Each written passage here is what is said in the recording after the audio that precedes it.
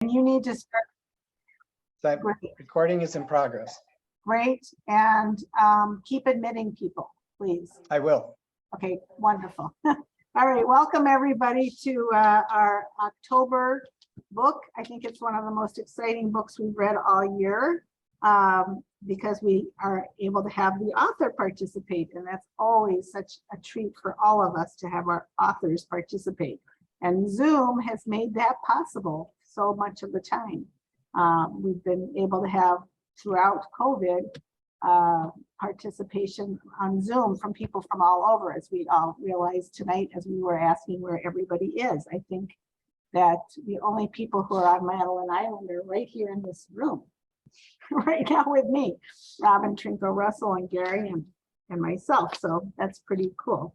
November's book, we will be meeting at our normal book evening, which is the third Tuesday of November. And the book we are reading in November is The Personal Librarian by two authors, Marie Benedict and Victoria Christopher Murray. It's a historical fiction based about the librarian who worked for J.P. Morgan and her story. And it's a very interesting read. And if you're on the island, you can get a copy here. If not, you probably know other places to get your copies.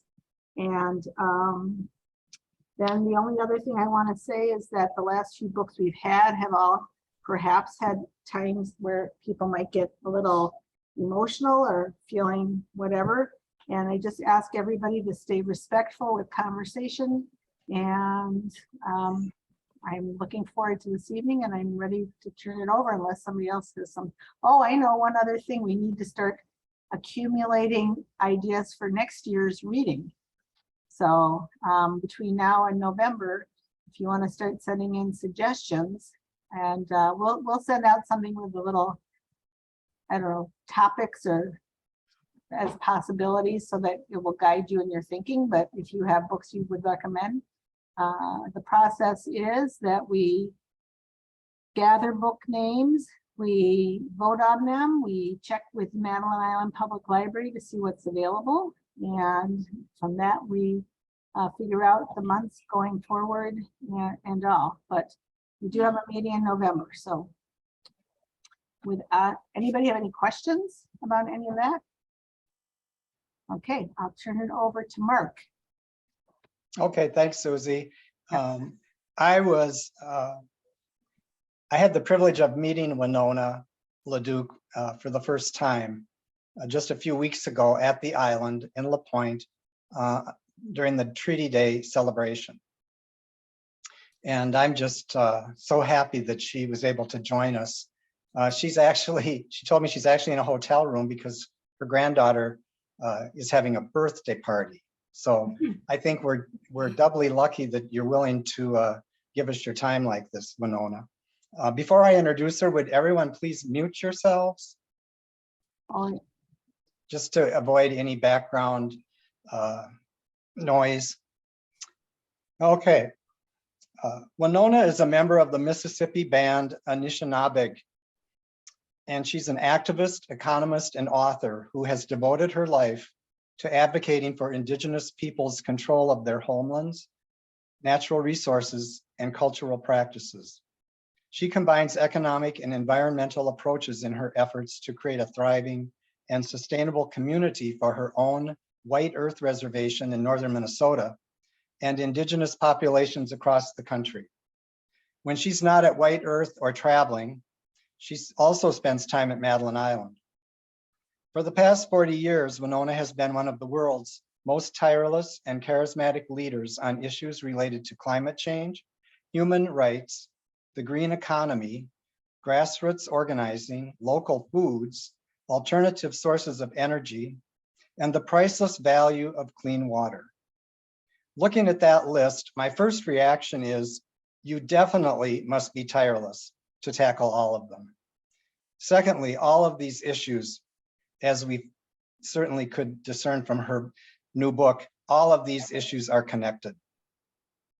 For her advocacy work, Winona has received many honors, including Time Magazine's 50 Leaders for the Future in 1994, Ms. Magazine's Woman of the Year in 1998, an honorary doctorate from Augsburg College in Minneapolis in 2015, and the University of California's Prize in Social Justice, Diplomacy, and Tolerance in 2017. Throughout her career, Winona has advocated at local, national, and international venues and written numerous articles and several books, including Last Standing Woman, All Our Relations, Native Struggles for Land and Life, Recovering the Sacred, The Militarization of Indian Country, The Winona LaDuke Chronicles, and The Most Radical Thing You Can Do. Her new book, To Be a Water Protector, explores issues that have been central to her activism: Sacred Mother Earth, our despoiling of the environment, and protests at Standing Rock and the Line 3 pipeline. Winona graduated from Harvard University in 1982 with a degree in rural economic development. While still in college, she testified before the United Nations in Geneva, Switzerland, about the exploitation of Indian lands. She also holds a master's degree in community economic development from Antioch University. In 1985, she helped found the Indigenous Women's Network to empower Native women to take active roles in tribal politics and culture. In 1989, she founded the White Earth Land Recovery Project to buy back reservation land purchased by non-Native people and foster sustainable development and economic opportunity for the Native population. It is now one of the largest reservation-based organizations in the United States. In 1993, Winona co-founded Honor the Earth, an advocacy and fundraising group of which she serves as executive director. Since its founding, Honor the Earth has granted over $2 million to more than 200 Native American communities. In addition to her grassroots endeavors, in 1996 and 2000, Winona served as Ralph Nader's running mate on the Green Party ticket. The mother of 6 grown children, Winona today devotes much of her time to farming. Located on the White Earth Reservation, her farm grows heritage vegetables and hemp. As noted in her new book, hemp has several environmental advantages. It requires less water to grow than cotton, can replace petroleum-based synthetics, and absorbs carbon from the atmosphere rather than releasing it. Her hemp and heritage farm also is a nonprofit agency with the mission to create an Indigenous women-led economy based on local food, energy, and fiber that is kind to the earth. Kind to the earth. And it is my pleasure to introduce Winona. And Winona, I just want to add, if any of that information is not correct, please feel free to correct it and add anything you want. Okay, Winona. Mark, there's a couple more people I think. Yep, that I'll may be admit them, but I'm coming gonna get Winona going here first. Okay. Okay. Anine Nindoy Baganatuk, hello, my relatives and my neighbors. I am happy to be with you tonight. It was kind of exciting to be asked to join you, and I'm really honored that you all read my book. A lot of writing in there.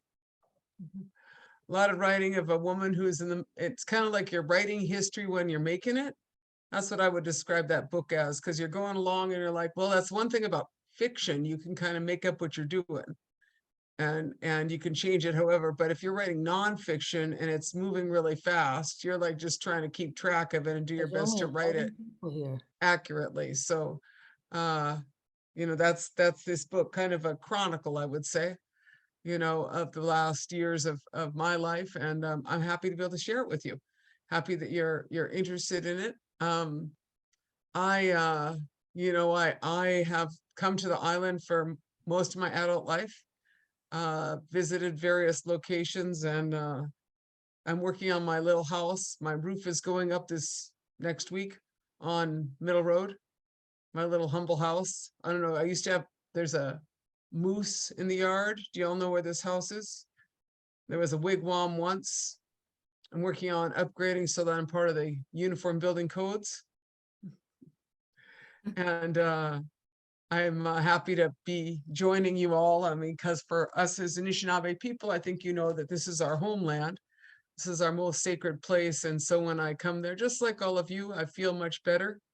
And I like to come there. So I'm hoping to come up there and farm more and grow more food. I don't know if any of you were able to be in our food program this summer. We had our first CSA, Community Supported Agriculture, where we have baskets. Did any of you get any of those? No? Yes, Um, people did. Oh yeah, they're Let's- muted. I forgot they were muted and such. Well, here, I can unmute. Let Anybody me- try our little food baskets this summer? If I had known about it, I would have. I Yeah. don't Okay, well, know. We did. They were Yeah. great. good. I'm glad you liked it. Yeah, it was just our first attempt because, you know, in my community over in White Earth, we grow food and distribute it. And I was like, look at all those people on the island. They don't seem to have any local food. They're bringing it in from really far away. What if we try to figure out how to get local food? You know, so we grew some there and then we brought some from my reservation because we just kind of go back and forth. But hope next year we think we'll make it bigger. It was just kind of a give it a try plan for this first year, you know. So I'm glad you liked it. But Was Winona, was this out at Marty Curry's place? Yeah. Yeah. yeah, that's our project. Marty's you know, works with me on a lot of things and a lot of food things, a lot of other things. Yeah, whatever. But I just work with him on a lot of food things. But yeah, so I was happy to be there and I'm happy to see you all tonight, the book club. I'm honored to join you. So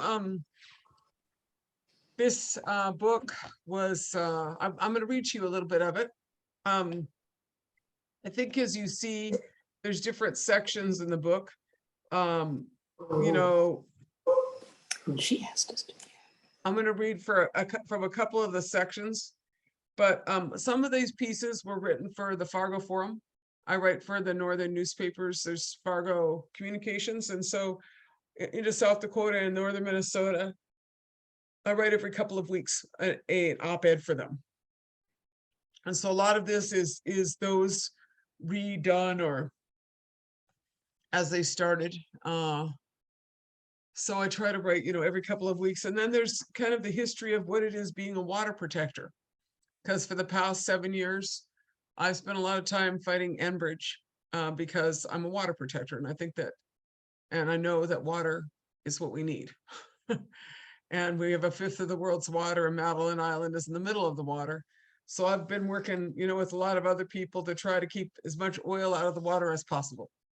And so a lot of this book is kind of a testimony to the stories which you gathered of water protectors from northern Minnesota to Standing Rock and back.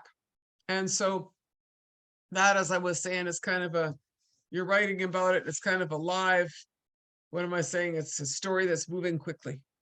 But you're on the ground. And I feel like that part of this writing is really to honor people who are really, you know, they don't get a lot of credit.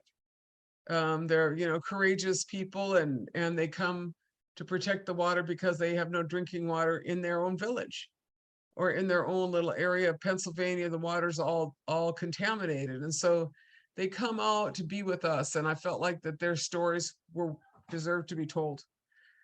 So some of the book is those stories, but I think what I'm going to do is read to you a couple of essays or short ones out of here. First one's called Winter Count.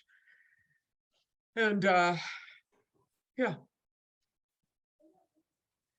My ancestors and those to the west used to keep track of historic events on our wigwas, our bark or winter counts, records inked in buffalo and elk robes. Our ancestors would remember in these winter counts the winter when the snow was higher than the teepees, when the smallpox came and then when the people were victorious in battle. They would remember important events in these winter counts. In this era, I'm not sure how I keep track of those moments, maybe Facebook or perhaps in my writing. I've yet to draw a winter count, recording on robe or perhaps hemp canvas. This may, however, be in the future. What I know is that I write usually each day. Maybe we will remember this year, this was written a couple years ago, as the year the bat changed the world. That's for sure. This is a fact that it was a virus, the COVID virus, brought to us by a bat changing the world of the Wiindigoo. We have some stories on the epic bat in Ojibwe history, and this will be a new one. COVID-19 has caused unprecedented social disruption and wreaked havoc in the markets, but it's also resulted in lower energy demand and significant reduction in global greenhouse gas emissions. This is where we understand that crisis is opportunity. And this will be remembered, I'm sure, as a time when we changed our direction. We changed our direction because of a bat. Now I think about this because a long time ago, in our own stories as Anishinaabe people, the bat was a creature that changed the world, because long time ago they say that there had to be a decision on which way the animals would go, who would stay in the north and who would go to the south. And the bat, it is said, being a mammal that flies, right? It jumped species, and it ran for the animals as opposed to the birds, And so we that's one of the reasons that we stay here, is because of the bat. But I like thinking about that because in our own Anishinaabe way, we understand that sometimes a little creature, maybe a bat or maybe a muskrat, can change the world. And I think that that's part of the teaching of this time of a bat, and this time when we, keep our stories. So, in this fast-paced world, sometimes we forget our winter count. We forget our story. When you travel far, you may sometimes see what is coming towards you, whether it's climate change or who has earned good lessons. You could take these lessons and teachings for the people of the future generations. You could see just in the days of old the sadness, the joy, and the beauty of the large world. But in a fast-paced time, you forget your own winter count. We forget to be here. We forget to call our spirits home. Zigwin bidago shin, when a new spring comes arriving, when a new spring, it is a new spring which comes, recognized when the wabazi wug, that would be the swans, venture out, the ondag crows move in large numbers. They take to the skies and signal that it is time to tap our trees and venture from our wigwams, our warm houses, into the woods, hoping that smoke comes from many fires. This is a time to go in the woods. Nopaming is a time to be grateful for this homecoming, time to call our spirits home.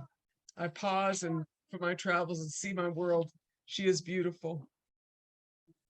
They said that a long time ago in our communities, people would live out in the woods, and in the spring they would go see if there was still a fire coming from the house or coming from the wigwam of the people. And think about those times, because winters are so, so transformative in the north. And that's how you would know if the people were still there, is if there was still, in the time of the plagues, if still a fire coming from their stoves. When the smoke no longer came from the wigwam, we would remember it and we would record it. So that's one of the stories I just wanted to tell, because I think that there's a really we lose track of time.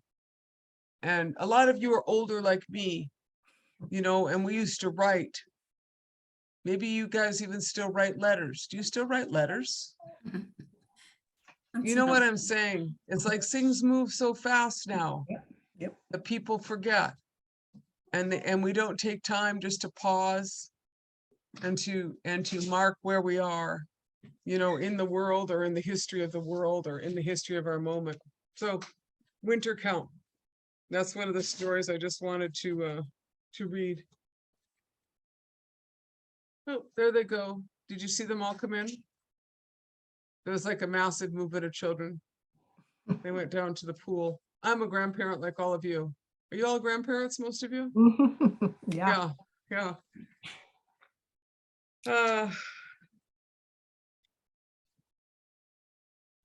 I think a lot about in this day and age, I think a lot about our prophecies as Anishinaabe people. And I'm really interested in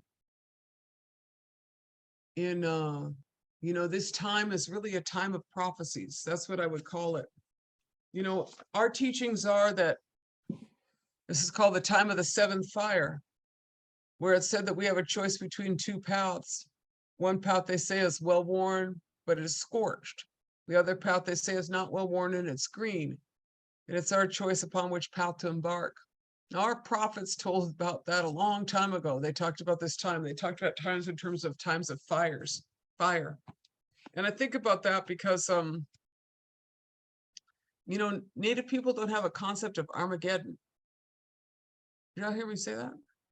We don't have a concept of Armageddon. We have like birth, life, death, rebirth. There's always this emergence of this new world, you know, and this time in our prophecies is this time when there's this choice between two worlds, and when one path is scorched and one is green. And I spent a lot of my time just trying to be on the green path, or trying to move us towards that green path. But, you know, in this time that is around us, you know, we all know there's catastrophes of biblical proportions. Not fair to say? Like the craziest time in my life, probably the craziest time in a lot of your lives. And Yep. there's a lot of people that are, you know, trying to figure out, a lot of people moved up to the island, huh?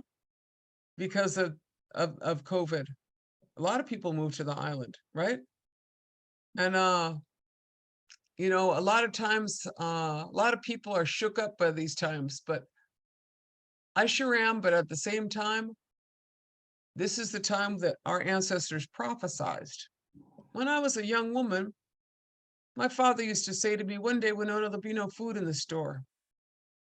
I didn't really think about that. But what did I just see? Did y'all just see that? There was no food in the store, right? And I remember these other old guys that I used to hang out with. I'm 63. So I hung out with some old dudes. I remember this one guy, Philip Deere, who used to tell us one day water will be more expensive than gasoline. I was like, huh. And here we are. You know, you go try to buy yourself a bottle of Fiji water, that's pretty expensive stuff. But the fact is that they've got water on the markets now because the Loire River is dry. First time in the history of humans, of writing, the Loire River is dry in France. So water is more valuable than oil. And then I remember that this one Hopi prophet, or a teller, he's a teller of the stories. His name was Thomas Banyaka.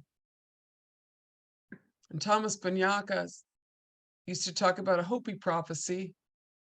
He said it would be, the world would signify a new world is coming. One part of the prophecy was there'd be a shell in the, no, a gourd in the sky, a gourd in the sky. A gourd of ashes that would fall from the sky. That's how they said it. And the Hopi said that that was the atomic bomb. That's what they said that signified. And then they said that a new world would be coming. That'd be the beginning of the time. And then they said a new world would come when there was a web in the sky. That's what they said, a web in the sky. These Hopis 1,000 years ago. Y'all follow me on how old these stories are? 1,000 years ago, those Hopi prophecies said that there would be a web in the sky and that the world would change them. We all heard that in the 70s. And we couldn't figure out what that was. Well, here we are on Zoom on the World Wide Web, right? You see what I'm saying? This is the time of prophecies. And what they said is that we were going to make something new. A new world could be born now. That's what they said. And I really feel like that this time of the pandemic, the time of the bat, is a time when the world changes. The world has changed. We all know it. You know, we live differently. We had a lot of different experiences and we lost a lot of people. We saw the collapse of systems, like food systems. Did you all notice that the food system had problems in the pandemic? I was like, that's crazy. You can't get, you know, it's so centralized, you know, and they had to smash all those eggs and kill all those pigs, right? You understand what I'm saying? So they were, you know, food systems didn't work and energy systems collapsed during climate change. The worlds are changing. Arundhati Roy. Have any of you ever read Arundhati Roy? She's an Indian writer from India, Arundhati Roy. She talks about pandemic as portal. She says in the history of the world, pandemics have always caused societies to change. This one is no different. It's a portal between one world and the next.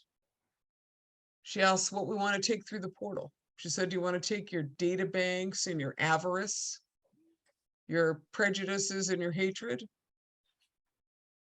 dirty rivers, or you want to walk through clean? You know, it's the same teaching of making a new world. So some of my writing is about that moment, about how we are in this moment of the time of prophecies. And there are people doing epic things. There's a lot of forces moving. And a lot of our opportunity is to be present in this moment, to be present in this moment.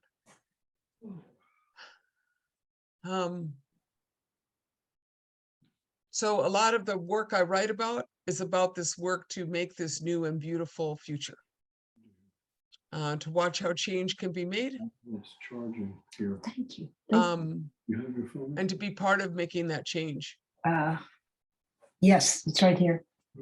I had this really, in one of the essays in the book, Okay. Turning on a Dime, there's an essay that I wrote in this town of Sitka, Alaska. Any of you ever been to Sitka, Alaska? Yeah, Jan has. That's Mhm. beautiful up there, huh? it is. Yes. So is Ken. I love that place. Kind of like the island. I was gonna just go stay up there. I was like, maybe nobody will notice. I'll just hang out up here for a while. Last time I was up there, I just loved it so much.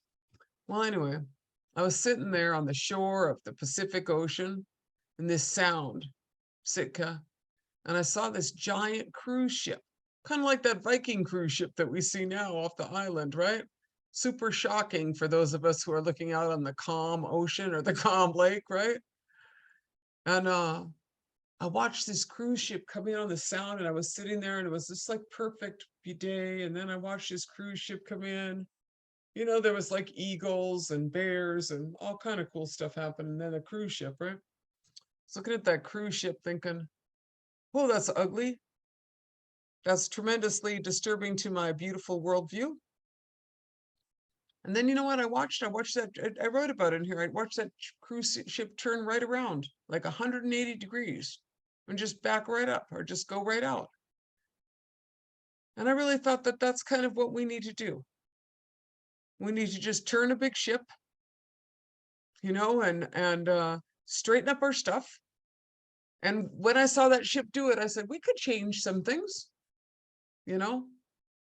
So a lot of this book is about, is really a testimony to people who have been courageous and epic, but then also this possibility of transformation. You know, because I really fundamentally believe in the goodness of people. And I really certainly believe in the goodness of creation. So I think that, you know, this is this opportunity to be transformational, and I'm just happy to be hanging out on the island and trying to do my little part there. So anyway, that's I could read endlessly from the book. I don't know if you guys got some questions. Actually, I just started reading that. I just started talking. So yeah. Oh, Winona, that was wonderful. Wonderful. Thanks for sharing that with us. I think right now we can open it up for, I know people have questions for you. So raise your hand. Okay, so Putting it on gallery, so we should be able to see almost everybody. Susie, do you want to start off? sure. Winona, thank you so much. I feel like what a privilege to have you be joining us this evening and hearing you. I have a question about just your writing process, and can you tell us a little bit about that and when you started writing and how you do your writing? That's a great question. Oh, thank you. I try to ask good ones. Right. I started writing when I was in high school. You know, seemed like a good way to tell the story of same thing, story of people and dignity, you know. And so I liked writing. And when I went to work like in the Southwest on the Navajo reservation, and I saw these stories that really weren't seeing the light of day. So I started to write stories about people who were really heroes. And that really, you know, has kind of propelled me as to be an honest storyteller. Because I live in these communities, you know. I know this community, so I'm not like, yeah. So it's important to me to tell the story well. And my process is I write in the morning usually, early. I'm really up early, and I don't really like talking to people till around 9:30. Really, I write from like 6 to 9:30, or do whatever, you know. And I found that when I had children, just like a lot of you, like I got up earlier and earlier so that I'd have my own time, right? And just so it was mine. And I look for places to write. I write well on the island. That's, of course, I think true for a lot of people. And so that's one of the reasons I come there all the time. I stay at the inn. You know, one day I'll stay at my house instead of just bumming around high expensive places. But I get a lot of writing done there. Because I mean, the same thing happens for all of us probably. You leave the other stuff behind when you come to the island, right? So I'm like not dragging a bunch of extra stuff that I got to try to write about. So I usually try to, yeah, and I often don't bring people. It's kind of my stingy self. You know, I say some friends, but I don't really do that much. I mean, you know, so that you see me, we do a couple of fancy events, but I actually just try to hide out, you know. I write early, and then I could write in different places. I could find a place, like I could write in hotel rooms. It's just really kind of like the vibe. But I write early. I generally write nonfiction, but my fiction book is coming out imminently. And I wrote that like 30 years ago.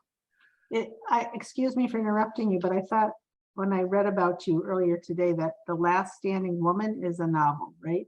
That is exactly right. Last Standing Woman is a novel, and it just got reissued, and okay. it got changed some. I don't know if you ever get a chance to do that, but what if you had a chance to rewrite a piece that you wrote 30 years ago?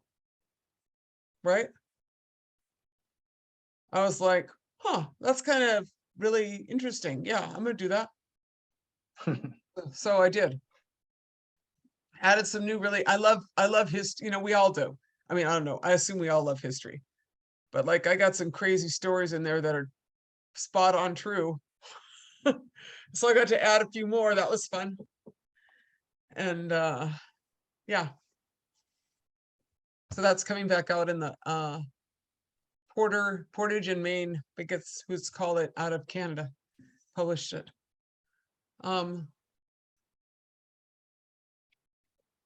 Yeah, that's my writing style. Sometimes I walk around with all kind of little, this is me. I just want you to know that I don't travel light. I usually have like 2 or 3 books, 2 or 3 notebooks and a computer. You know, toothbrush, not so much, but you can be sure I got all my writing stuff. Okay, does someone else have a question?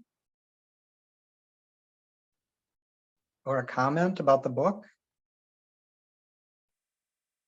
Ken Goldfine, I see he does. Oh, go ahead, Ken. Hi there. I actually have about 3, Winona. Good evening, everybody. Good evening. First of all, like Susie, I thank you for being here, and I'm really grateful to have read your book. It was a very powerful book and very moving and perspective shifting in its own way. As I grew up in the same area. I'm in Duluth. So this is both a national, international, global book, but a very local book, and recognized and followed this story. So anyway, I just very appreciative.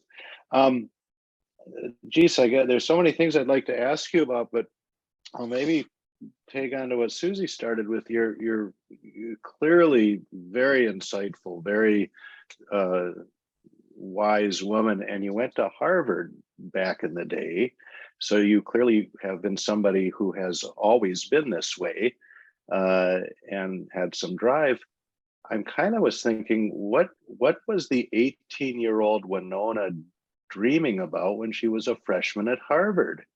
You've now done an amazing life of change, but was this what you thought you were going to be? And what did you go to Harvard for back in the day? What was that? I'm curious about your life a little bit. Although I have other questions about the book. That's if you'd very rather talk sweet. about that. Okay, so I was raised in a small town in Southern Oregon, Ashland, Oregon. And if you guys hear that town, Oregon Shakespearean Festival, right? My mother was an art professor, retired recently, Betty LaDuke. You look her stuff up. If you think I'm interesting and adventuresome, you should check my mother out. I'm like lame compared to that woman. Traveled the world with a sketchbook, hanging out in Rwanda. You understand what I'm saying? Like she's an international person. So I was raised in this really kind of town. Ashland was 10,000 people, right? I was raised in a small town. I like to talk about, and most recently I started talking about the fact that I'm also a product of a Carnegie library. Does that mean something to any of you? Yeah. I was a product of a Carnegie library also. Right. So I'm going to tell you the end of that story right now. At the end of this, but anyway, so I was bookish. I was in kind of a racist town.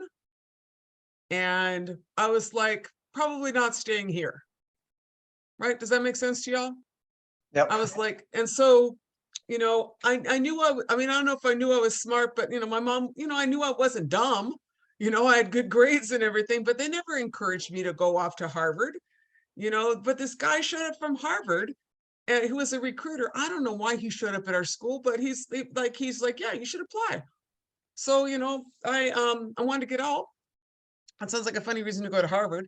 But, I basically, I was accepted to Harvard, Yale, and Dartmouth.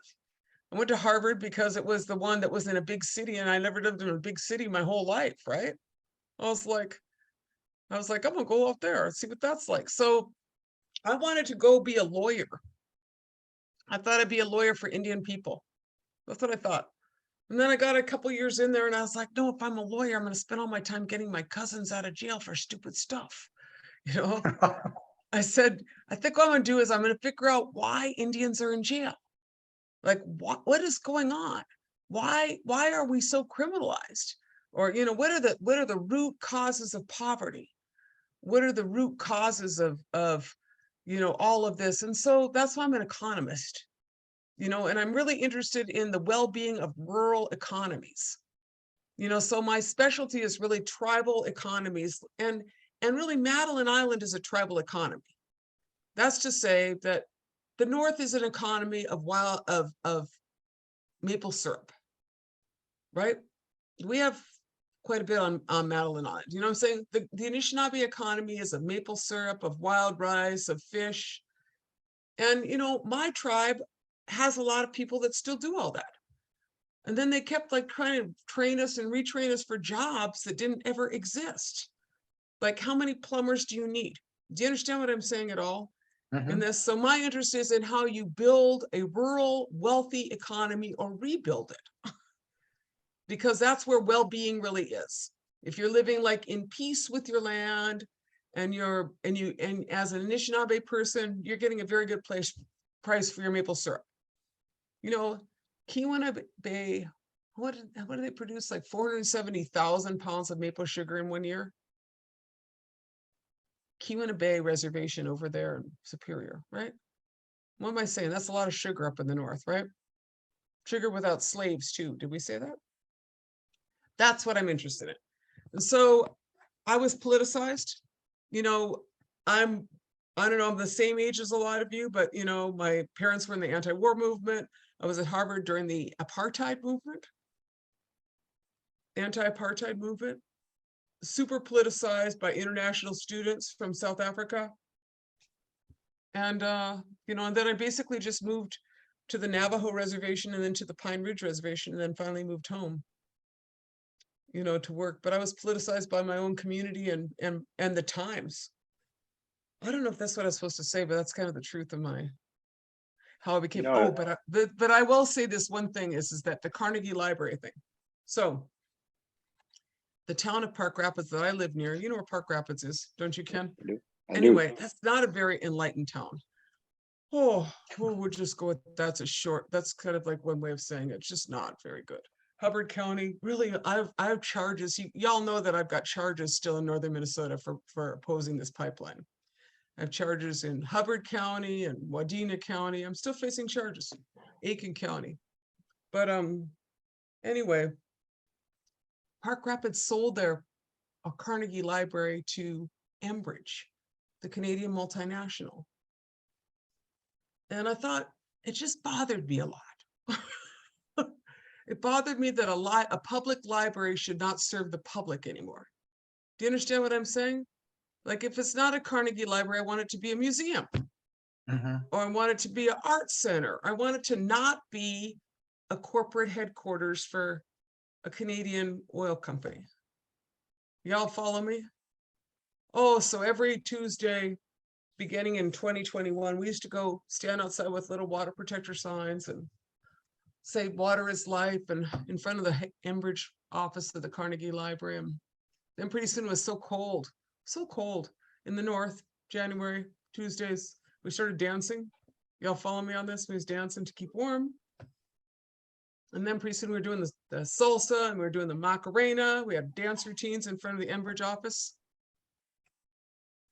Anyway, Enbridge left. And then we just bought the library. We just bought the former Carnegie Library and we're turning it into a museum of treaty rights and culture in the north. So that's what the Carnegie Library means to me, is that it should be what it's supposed to be, right? The intention of enlightenment is a good one. Anyway, that was a really long answer, and I know you had other things to ask me, but that's a little bit about me and my process. No, that's really, really wonderful, and thank you for sharing a little bit about your life. It's just so fascinating to get some color behind the words that you wrote. I'll let somebody else. I have other things, but I'll let somebody else chat for a bit. Anybody else? I guess, Robin, oh, okay, and then Sarah Robin, Sarah has a question. and then Robin Trinkle Russell has one afterwards. Okay, Sarah, go ahead. well, first of all, Winona, I just want to thank you so much for writing this book. This is the first of your books that I've read. It will not be the last. It was incredibly edifying. I learned a lot from you and I appreciate your insights tremendously. I sought more information and watched the wonderful documentary that your friend made about you, the first daughter of the Black Snake.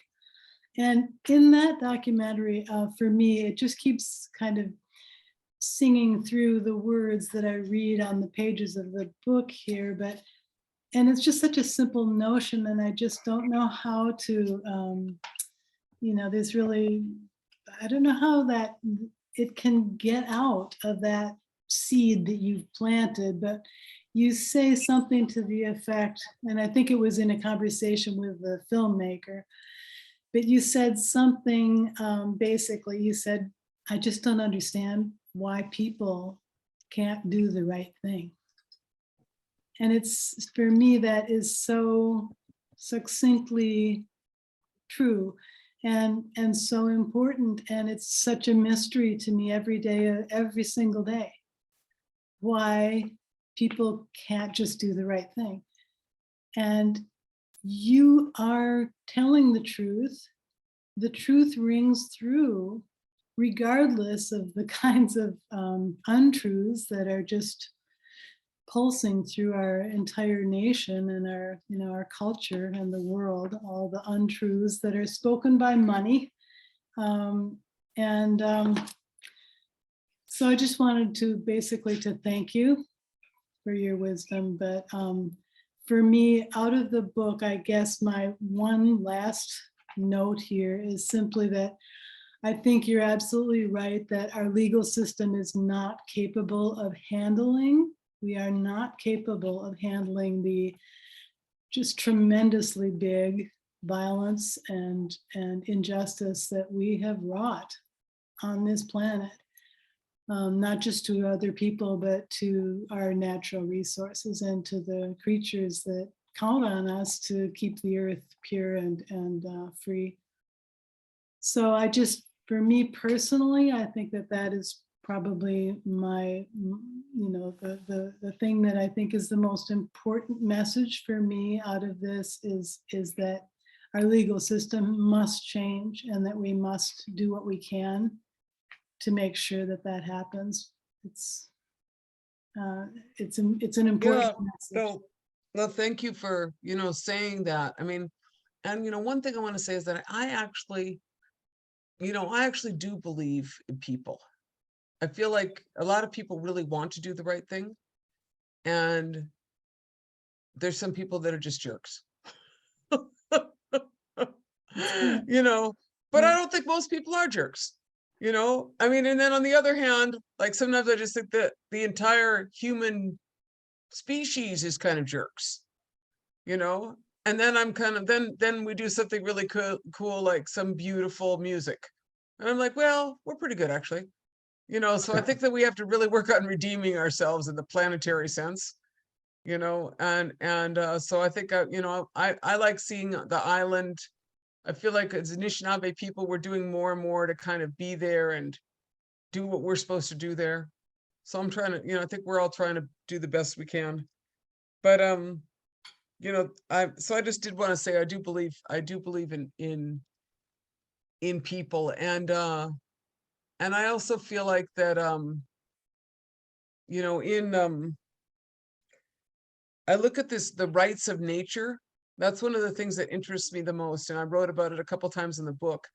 But, in December of 2021, the Ecuadorian court, the Ecuadorian Constitutional Court ruled in favor of the rights of nature, overturning the mining permits of an Ecuadorian company and a Canadian mining corporation, saying that the rights of nature, as upheld by their constitution and their court, superseded the rights of the corporation. And I thought to myself, that's what we need to do. Someone needs to just say no. The answer is just no. Because to me, that's one of the, there's the failings of the system. And those of us who have parented, sometimes the answer is just no. And that's what it has to be. And so I think that that's like, I've seen that there's a move towards the rights of nature. There's, of course, continuous moves towards being greedy, but there's also a lot of movement towards doing the right thing. And so I'm going to just go on the side of doing the right thing and just keep trying to encourage it, Well, I love the image of you standing in front of one of the Enbridge trucks, or it was just a massive truck, and you're standing in the middle of the road. That's your Tiananmen Square equivalent, really. And thank you for that image. Just the picture is really important. Let's talk about stopping something. Thank you for your comments. Robin, Russell, did you have a question? Yes, I thank you, Winona, for coming, and this is really enlightening. What I appreciate about the book was I thought the documentation of the chronological events with Enbridge was good, because it helped me understand exactly through time what was happening and what people were saying, and what you were doing. The which? The chronological, like in 2016 this happened, in 2017, I mean, that was very hard to keep track of, right. How Can did you you do imagine that? Did you just keep a recorder all the time? There is just such an incredibly deep wealth of information that you've recorded. It is your Well- chronicle. Well, I feel like particularly in these pipeline battles, because I'm like a lot of you, like I never really thought about pipes. They're like under the ground and they move things. I never really thought about them until about 10 years ago. And then I was like, that's some really bad ideas they got going, you know? And I was like, I'm not opposed to pipes. I like water and sewer. I think they're great. You know, we need a lot more water and sewer pipe. I was like, why can't Enbridge just make water and sewer pipes? That'd be great. You know, I mean, because we have like, we're a first world country and 50% of the water doesn't ever get to the consumer because our pipes are leaking. Mr. Ken in Duluth there, you know that. I mean, so I'm like all for infrastructure, you know, but I feel like that you know, a lot of this is you know, we have this we just need to keep pushing for what the right thing is and being, you know, and you know, so while we're doing that, like these books were like definitely like a test, like just trying to record the history of these people as quickly as it was happening with some kind of a honesty and the best we could. But thank God there's a lot of people working on this with us, you know, to keep my facts straight and my dates straight, because it could get a blur. I mean, 2021 was a blur for me, total blur.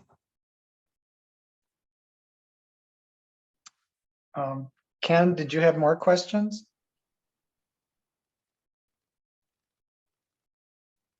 Yeah, but I thought somebody else had a question. If not, I can certainly Well, go. Robin, I think Robin asked her question or made her. I'd I like don't to even know s- if I answered your questions correctly. I just started talking and then it was, yeah. No, that's cool. You can also put me on the list for more questions too. All right. Well, Oh, I guess Molly has a question. Molly Molly Molly's O'Brien. here. There's Right. Molly, yeah. You have to unmute yourself, Molly. I'll do it. I didn't think I was next in line. I was just saying I wanted to be in the queue. Yep, In you're on. question, I wanted to be in the question queue. You're on. Okay, so one of my questions is, I was wondering if you could bring us up to date from when this book was published and what's current today in terms of the pipeline and the struggles. So that's one question. So I guess I'll ask them one at a time. Okay, well, they got in line 3 in November of last year. You know, we tried everything. I mean, and you can see from the book, like we didn't miss a beat. We went to every regulatory hearing. You know, 68,000 people testified. I just wanted the system to work. Just to be honest, I was just trying to, you know, I was thinking the system should work, you know, but it didn't. And so, you know, then we all got arrested. 1,000 people got arrested. You know, people who look like you and me. I mean, we all got arrested. And then at the end of the pipeline battle, then on one hand, like us in our community, we bought back some land from Enbridge. But the Enbridge had purchased the land around my organization on 2 sides of it, making an L 120 acres. And I just felt like that was super wrong. It was kind of like having a predator as your neighbor. Do you know what I mean? They were conducting surveillance on us and, you know, we weren't doing anything illegal. They charged us, you know, for trespassing or whatever. But, so we bought that.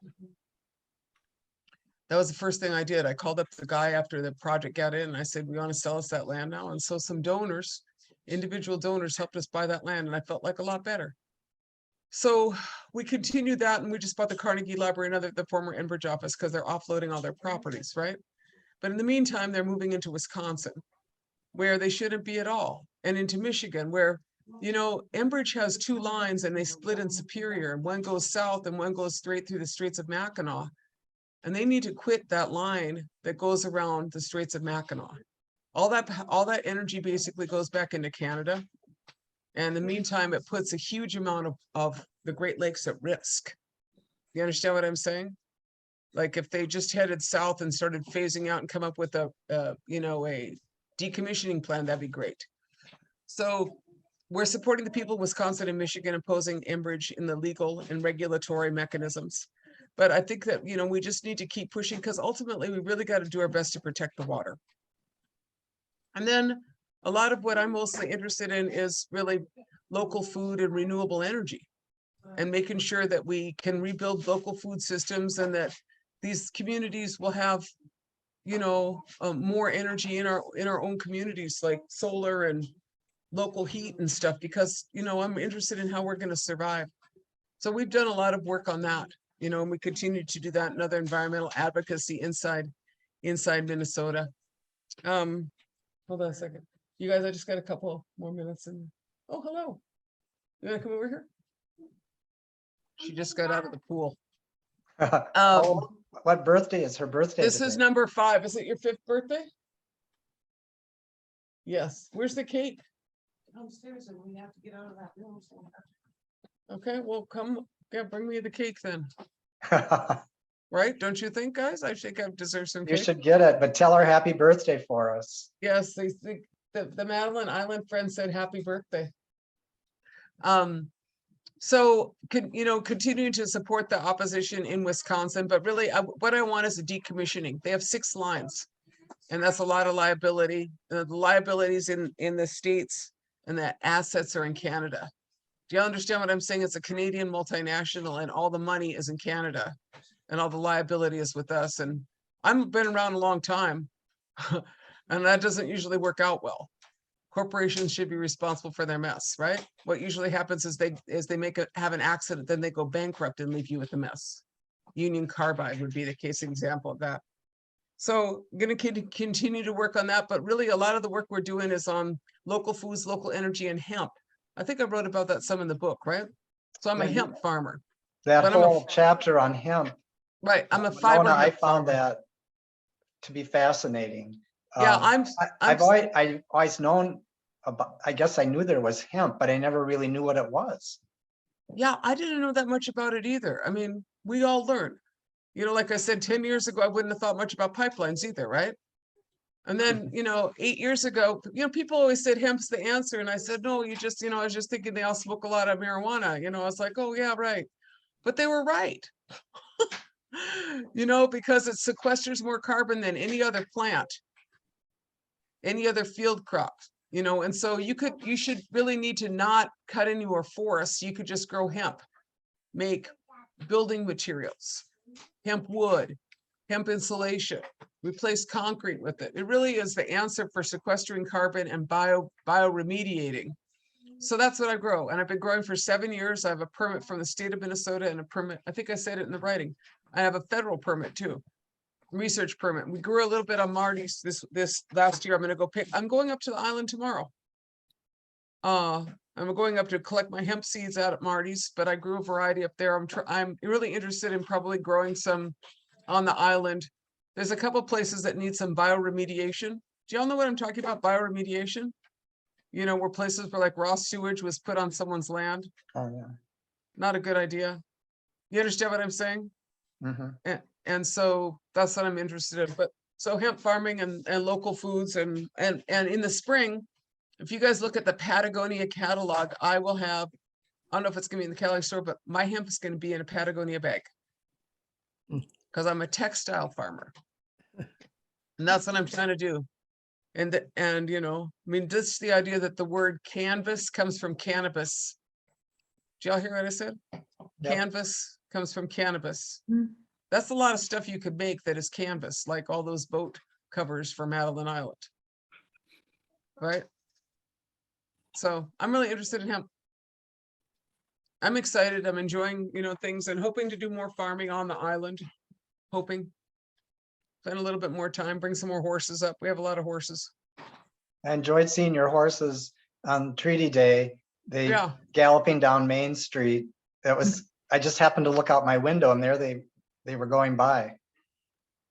Yeah, I really, I've kind of a short leash because I have a lot of grandchildren that live with me and a lot of horses. And so only way to come to Madeline Island for longer is if I got a place for pasture and to ride around with horses. Can you explain the significance of the horses? That was a question that I had.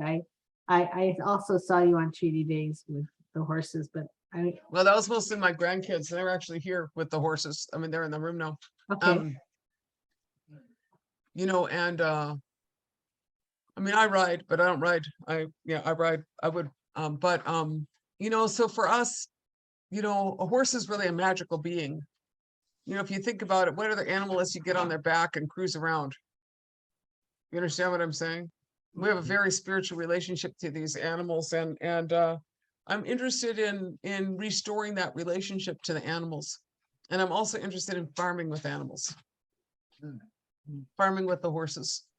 And because they have more power than I do. But a lot of the horses, you know, it just helps us heal ourselves and heal our communities. We do a lot of ceremonies with the horses, and yeah, we feel a lot better with our horses. Okay, I'm gonna go back to Ken, because I know you had at least another question, and then Molly said she had one or two more questions. And me too. Oh, you haven't had a chance yet, Jan. Okay, Jan, you're on. I'm in the Hi, queue. Jan. Hi. Go ahead, Jan. Well, I just wanted to reiterate a little bit of what Robin mentioned about, hello, it's nice to see all your faces, by the way. The chronological aspect of the book and the incredible amount of research and your assessments all the way along the way. I think it's just an amazing book. And I appreciate what you're doing. And I'm certainly glad that you're part of the island community. And I appreciated your reference to Zoltan Grossman's work as well. Let's see, there's one little Do you know spot. Zoltan? From the old treaty rights group in Madison 30 years ago. Yeah. You know, Zoltan and I known each other most of our lives. I met him and he was like a 17-year-old in downtown Oslo. And I was like a 20-year-old. And we were both doing this, you know, work for water and justice. And Mhm, we've been fast friends since. And what a great writer and researcher he is. mhm. So, you know, all of us kind of have inspired each other and you know, it's been very good. And now being on the island largely with Paul Domain, very helpful to me. He's an excellent historian. You know, I'm not that. My partner is a historian as well for our tribe, but you know, I sure enjoy that time listening to all this and kind of the convergence of all of the you know, good thinkers. So I'm glad you recognized Zoltan. The other thing is that I just really think that the solutions really, you know, we all got to work together. And I like Wisconsin's story of a lot of history of people working together. There's some people that maybe didn't like us so much, but by and large, I think there's a lot of, we all do better if we work together. Thank you. Is there anybody else who had a question or comment before I go back to Ken? Okay, Ken. Okay, well, I feel like I better say something really good now. So again, thank you for your time on what's really now that's the important stuff right there. The book is nice, but that's really important. There you go. Hello, But, happy birthday. happy birthday. Happy birthday. Wow, happy 5th birthday. Can we all unmute just long enough to say happy birthday to her? Oh, sure. I'm grateful to her. We could all sing. Yeah, we can Let's sing. sing. 1, 2, 3. Happy birthday to you. Happy Happy birthday birthday to to you. you. Happy Happy birthday, birthday. dear. Her granddaughter. Lily, Happy Lily. Birthday to you. That's What's her very name? sweet of you all. Happy She got a little birthday, shy. Lily. Oh, That's She'll be coming wonderful. up to the island. As soon as I get that house, I could afford to have them all come. There you go. So you put some prayers out on that house for me, all of you. You know, it's not the easiest thing building a house on Madeline Island. exactly. Some of you may know that. Yep. There's a lot Yes, of we do. like, All of us. We will do that. That's the Okay, Ken. Okay, sure. So it seems in reading the book and looking and from my perspective, it seems like the world to some degree is catching up to you in these, in both the ecology or ecological domains and in our relationship with the Native Americans or First Nations or whatever the best word to describe the people that were here before the Western Europeans. Or in both of those areas, it seems like the world is sort of catching up, or at least moving closer into the direction that you've been marching to for 30, 40 years now. So my question is, if you could scale what you're doing, what would you do? If you could wave a magic wand and sort of take the next step and have some real power to move the needle, not that you haven't already, what would you do to scale what you're doing if you could, or are doing maybe? That's such a great question, Ken. Okay, well, first of all, just remember that my you know, so I told you those old cats were saying this stuff way ahead of their time, right? You know, and that kind of like, I just kind of started putting that all together, and I was like, hey, this is what they're all talking about this time right now, you know. And so I feel like that it, you know, a lot of indigenous people have been saying this, and they also, and a lot of people know. And I feel like, you know, the you know, America's problems are many, including that we're kind of like all sedated or on steroids or something. So we have a really good, you know, we've done a pretty good case of consuming ourselves to not paying attention to what's going on, right? So I feel like the things I'm talking about, like food, you know, I think that we need a post-Pillsbury Doughboy food system. You know, because we all look like the Pillsbury Doughboy, for crying out loud, right? You know what I'm saying is like, there's like, I feel like that we know that there's a, you know, we come from sensible people that, I mean, most of us come from sensible people that wouldn't do crazy things. You know, we're frugal. I come from people that were frugal and weren't wasteful. You know what I'm saying, right? So I'm not saying anything that's like super new. I feel like I'm saying something that's like common sense. Okay, so to answer your question, we are working regionally. So we set up a new organization called AKING, A-K-I-I-N-G, which is like a regional Anishinaabe Community Development Corporation. And we're interested in the region, including the island. You know, and we want to grow local food in the region. We want to get local energy in all the places. I'd like to see it all on the island. Can I just be clear about that? I'd like to see a good local food economy. I'd like to see what we could do for energy, you know, to make something that be more resilient, because the island should be able to be, you know, we need to take a little better care of ourselves over there, right? And value-added economy. You know, so I'm interested in maple sugar and wild rice and all those things, and restoring the dignity of an indigenous economy, and then kind of scaling that with renewable energy and local foods and hemp. And I want to do it regionally because there's more hemp land on my reservation out here where I am now than there is on the island. You don't want to grow hemp on the island. I mean, a little bit maybe. Do you understand what I'm saying? Like if you're going to make an economy where you're building houses out of hemp, you're not going to grow enough hemp on the island to put up houses there. So I want to do this regional work that grows a local economy that's more self-sufficient and really reaffirms goodness. I'd like to see a railway, like one that wasn't an embarrassment to Bulgaria. Do you remember that there used to be railways? You understand what I'm saying? And if you've traveled anywhere like in Europe, you take a train. Like other countries have first world transportation systems. Like, Ken, why don't we have a rail from Minneapolis to Duluth? Why can't it be an electric train?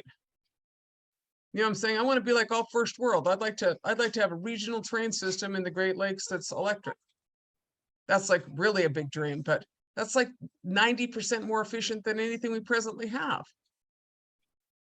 You know, we waste about 68% of our energy already between point of origin and point of consumption. A vehicle is what, 65%, you know, efficient if it's electric, but only 16% efficient if it's gas.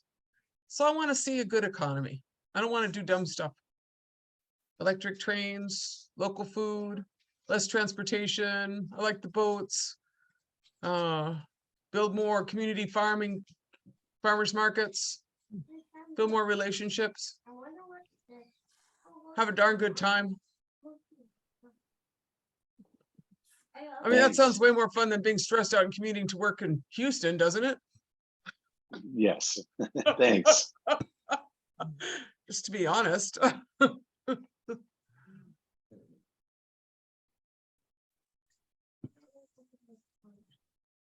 You're muted. Yep. Paula so- has a Thank you. question. Oh, Paula. Paula? Yep, Yeah, Paula. this is just a simple question. How did you get the name of the first daughter of the black snake? Is there an interesting little story behind that or not? Well, there is in a way. So Winona means firstborn daughter. Where the first Winona was a mother of Nana Boujou, right? Fell from the sky. I Mhm. mean, big stuff. So I'm a Winona. I'm a firstborn daughter. And there's all kind of women named Winona. So that's the firstborn daughter part. And then the black snake, you know, if you really look at it, that's what it looks like. You know, and where I first really saw it was, and if you see the film, you'll see this moment where we're looking at this like oil train coming towards us. And it just looks like it's just going like this, and it just looks like a snake. Mhm. So that's really what it was, is this question of, you know, maybe, you know, just what do these pipelines look like? Or what are these, you know? And if you look at Rabbit Strickland's stuff, did you guys see some of Rabbit Strickland's work in the museum? Yeah. He has some pieces, you know, on the black snake and Nana Boujou. And, you know, I'm hoping to do some writing with him this winter, because we've been like colleagues for years. And he wants, you know, he asked me if I'd help him write up some of what he's painting. That would be You know, good. which would be a great honor. So I'm gonna see if I can, I stopped over and seen him a couple times, and now that winter's coming, I'm hoping to do that. But these are like stories of prophecies, right? Stories of prophecies and stories of these times. And his new piece that he's just done, A New World Being Born, there's like this, did any of you see that piece yet? Well, it's going to the Metropolitan, actually. I don't know if you've seen any of the smaller facets of it, but the Metropolitan Museum of Art just commissioned this piece from Rabbit. It's just like it's called The Birth of a New World. And I feel like he is painting everything we are talking about. And so I feel like there's these prophecies are just coming to life right there on the island. It's great. I don't know what you asked me to start with, and I'm pretty soon I'm talking about art and Rabbit Strickland, but. Well, she asked you about first daughter of the black snake. Right. So that was a great story behind that. Yeah. Molly, did you have another question? Well, I just wanted to share a couple things. So first of all, I came up here this year in early May, and I noticed around Memorial Day that the feel of the island started changing to me. And I started thinking about it. And I think Madeline, I think we all in this group, I know most of you, feel that Madeline Island is a very special place. So I started thinking, I said, okay, we have the residents that live on Madeline Island all year round. And towards the end of May, I started feeling that on top of that comes the seasonal residents, kind of descends on top of that with a whole lifestyle of their own. And I guess I would be considered a seasonal resident as well. And that just exists on its own plane. And then on top of that, you have the tourists. And I just felt like one layer on top of the other. And then I was riding my bicycle one day and I thought, well, before all of these levels is the island itself and all its beauty and the wonders of the island. And I thought, you know, that's really the basis of all of these levels. And then I was sharing that with a friend of mine. And he said yes, he said between the island itself and the people that live here, he said you have all the ongoing ceremonies that take place on the island and that are being practiced. And I felt so ignorant about how little I knew about that. So on an intellectual level, I was aware, but that wasn't in my consciousness. And then when I participated in a lot of the treaty days and I got to go on the canoe and it was just all exciting. And then this tonight, I feel like that there's somewhat maybe a little bit of an opening into that. And, but I really felt that that's something that's missing in my understanding of this island and this place. And then the other thing is a personal, my great-great-grandfather is Dylan O'Brien, and he came here in, I think, 1856 or 1858 as a school teacher working under Father Berga. And I used to always think, oh, well, that's really cool, blah, blah, blah. And then in the social justice group that I've been in this past couple of years, all the books we've been reading this year, I'm thinking, oh my God, what was all that about? And whereas I thought it was something to be proud of, I don't know that I think it's something to be ashamed of. So I'm just not really sure, though, what, and I don't know how many teachers there were, and I know that his wife learned Ojibwe and he learned Ojibwe and his, but, so I really have no idea of what impact. And I don't know if Winona, if you know anything about how that affected life on the island back in the 1850s. So. Well, I don't know, Paul Domain actually knows a lot more. And I think that I'm hoping to have more, historical presentations by Paul and there's some other guys, you know what I'm saying? That are really attentive to the history of the island. I know that, with the 1850 forced removal basically to Sandy Lake, that was genocide is what it was. And the impact on the community was very devastating. And so, what you saw is a lot of Indian people were no longer on the island after that. And so that's, kind of that period of just, very tough times for our people. And I don't know, I'm not really able to, I don't know the circumstances of the schools and the education there. And I'm not always as, not all people were bad people, but, there was a lot of good people. I just don't know that, but I feel like that one of the things that's happening now is the return of the Anishinaabe to the island. And to me, that's like the most significant healing thing that makes me feel super happy, and I feel like, in my own little way, I've been part of this return. And I didn't really, Walt Brissett is who got me to come back to the island many years ago. And, from Red Cliff and I see now with treaty days, like growing and the snow snakes in the middle of the winter, and, I think that our what we're going to do is keep increasing. And so I feel like that, part of this moment we have is this moment where we can all help make something even more beautiful be born on the island. And I really want to see, I think really the only way, to transform is to, I'm really happy to be part of seeing that happen. When more and more Anishinaabe come and more Anishinaabe come and get land up there and, move in, and I think you're going to have a pretty cool looking community here in a couple of years. And you're part of it. I'm having a great time too. I mentioned this several times. I have the best time up there. So. Hey, Mark, did I get another question in? Yeah, we have about, I'd say about 7 or 8 minutes left.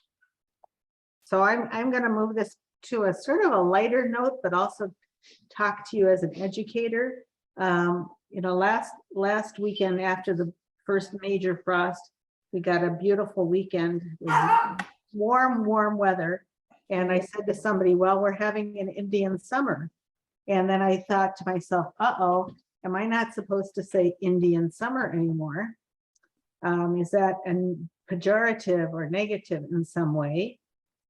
And yet I was watching some of your TED Talks and videos, and you talk about Indian country, and you talk about, and being Indian. And I think, okay, is it okay to say Indian? Is it a white Caucasian group trying to put their own values and say, oh, this is bad to say now, but yet the people themselves feel like it's an okay thing to say?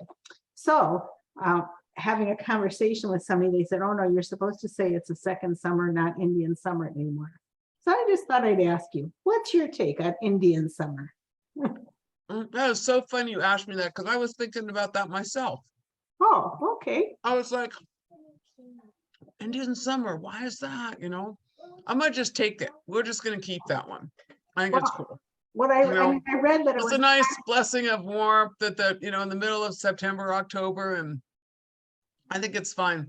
The ones we want to get rid of these are the ones that bother me. I always tell people don't use those. I'm gonna give you like 3-4 things I find really offensive. Well, one is right now at this point in my life, a pipeline to success. Just don't use that word. okay. You're gonna just say pathway. You know what I'm saying? Yeah. And then another one they say is a pipe dream. Now that one bothers me because I think the inference is that it's not going to happen. Do you know what I'm saying? Yes. And I actually believe that if you pray, things do happen. And a lot of us use a pipe for our prayers, so I don't know where that comes from. Do you understand what I'm saying? Yes. Well, so that one is like, oh, it's like that one's always bothered me. I think that by and large on the island, most of us are Anishinaabe or Ojibwe, so that's really good to kind of keep, not only remembering, but, kind of nurturing that. So it's not just like all kind of native people. It's, really Ojibwe centric up there, Anishinaabe centric, but the other thing I want to add in is like, can we just not say Midwest? I know you were like, why does she have a problem with that? But I've always had a problem with that because it's like, what is that? What is the Midwest? The mid of what West? Do you understand what I'm saying? I think it just like makes no geographic or political sense. I think we're the Great Lakes. We're the lake country, where the water is. We're not the Midwest. You understand what I'm saying? And maybe there's like the plateau or the Rockies, the mountains. So you have a lot of influence, all of you, with your peers on the island. Like, don't call it in the Midwest, just say it's in Superior, We're in but Superior. that Indian summer thing, I don't know. I don't really have too much problem with it because it's a cool thing. That's the other thing is it's a cool thing. It's a good thing, right? One of the things I read said that it's also, final harvest time. So it's to be taken as, it's an opportunity to take your last gatherings before the winter sets in. And that was a positive thing. So Yeah, I just brought in the kale today. I was like, Kale. we're gonna dry the kale. Yeah. Everybody's like, yeah, so we're gonna have a lot of kale soup this winter, a lot of kale soup. well, thank you. Thank you for the answer. No, thank you. Yeah. Yeah, and then the other thing is you have to remember that I'm not the authority in all things native, No, but certainly you have. No, we could all talk about this, and since we're all neighbors, basically, Right. it's great. You can ask me, and I'll tell you what I think because I'm your neighbor. Right. I mean, when I finally get in there, but I'm close. We're gonna get a roof on by next week. I got that. Many opinions, I am sure. Okay, if there are no other questions, I definitely can ask you one more, but let's see if anybody else has one. She's got one down there. Betsy, She's trying to ask a question down the Betsy, corner. do you have You a got it, question? sister. Betsy? You got it. We have Betsy, about if 2 you have a minutes question- left. I think Betsy maybe has a question. She looked like she was talking. Can you unmute her? You gotta unmute yourself, Betsy. Who, Patricia? Betsy, Oh, Betsy. Betsy, Hit the little button that has a microphone on it. It's red and red. on your left side of your screen. Yeah, I'm trying to unmute her, but No, we're not getting you, Betsy. Left side of the screen, push the button. Bottom. left bottom. Left bottom. Jeepers, where are the teenagers when you need them? Yeah, well, I don't know why I should be able to unmute her, but Otherwise, go to the chat room. You There's- could put it in chat here. There's something that says chat, and you can write your question down in the middle there. You can type bottom. In the bottom to everyone, you can write your question on chat. Yeah, I just wrote her a little note. Well, here, I'll ask my final question while she's trying to figure that out. Mhm. go, I noticed one of your grandsons, I think, was wearing this, and I saw this on your website earlier today, Land Back.